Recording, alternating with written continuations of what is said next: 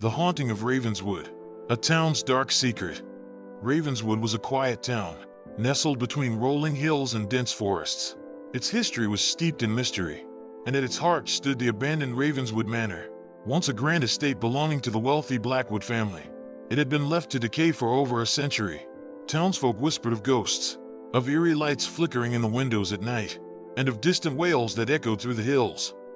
No one dared to step foot near the manor after dark, for they feared the legend of Eleanor Blackwood, the last heiress of Ravenswood. It was said that she had vanished on a stormy night, leaving behind only a blood-stained letter. The letter's words had long since faded, but its presence was enough to keep the town in fear. The unbelievers. Among the few who scoffed at the legend were 4 college students: James, Olivia, Eric, and Sophia. They were avid paranormal enthusiasts and wanted to document the truth behind the haunting. Determined to debunk the myths, they set out to spend a night inside Ravenswood Manor. "It's just another old house with creaky floors and drafts," James insisted as they packed their cameras and flashlights. "Well, if it's just an old house, then we should have no problem proving the town wrong," Olivia smirked. Their excitement, however, was not shared by the townsfolk. The local bartender, an elderly man named Mr.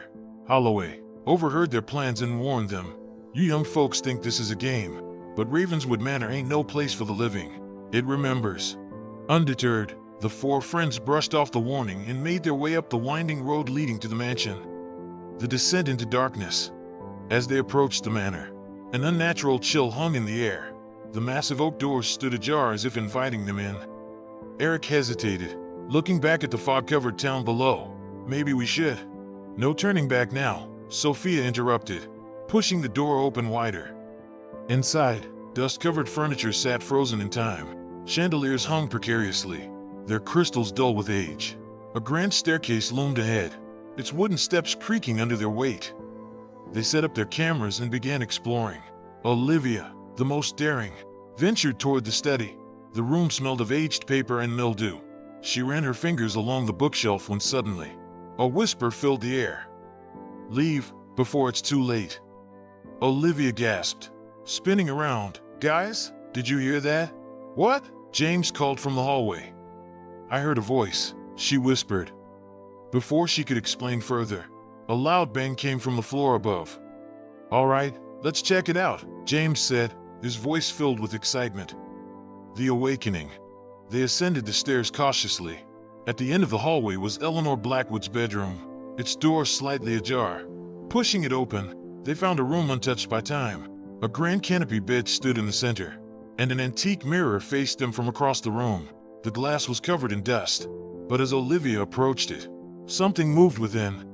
Her reflection did not mimic her. Instead, a shadowy figure loomed behind her. She screamed and turned, but nothing was there. The others rushed to her side, their breath visible in the now frigid air. "We need to go," Eric urged, his bravado from earlier replaced with genuine fear. But the manor had other plans. The door slammed shut, trapping them inside. The whispers returned, growing into agonizing wails. The walls pulsed as if they were breathing, and the chandelier above them swung violently. Suddenly, the mirror shattered, and Eleanor Blackwood appeared. Her translucent form glowed faintly, her eyes hollow and sorrowful. "You should not have come," she whispered. "Now, you must listen." The truth revealed. The air grew heavy as the past unfolded before them. The room transformed into a vision of the night Eleanor vanished. They saw her standing by her mirror, penning a desperate letter, her hands trembling. Her father, Lord Blackwood, stormed in. "You will not escape, Eleanor," he hissed. "Please, I must leave this place," she pleaded. But he would not listen. He locked her in the room, leaving her to perish in solitude. Desperate, she carved a final message into the wooden floor before fading into the shadows. The vision ended abruptly, leaving the friends gasping. Olivia knelt down, brushing away the dust from the floorboards. Faintly carved into the wood were the words, "Set me free." James grabbed his camera. "This is real. We have proof." "Forget the proof," Eric shouted. "We need to get out." Breaking the curse. Eleanor's spirit stood before them. "Burn it," she said, pointing toward the letter still resting on the desk. "Only then will I be free." Sophia hesitated before grabbing the fragile paper. She took out her lighter, igniting the corner.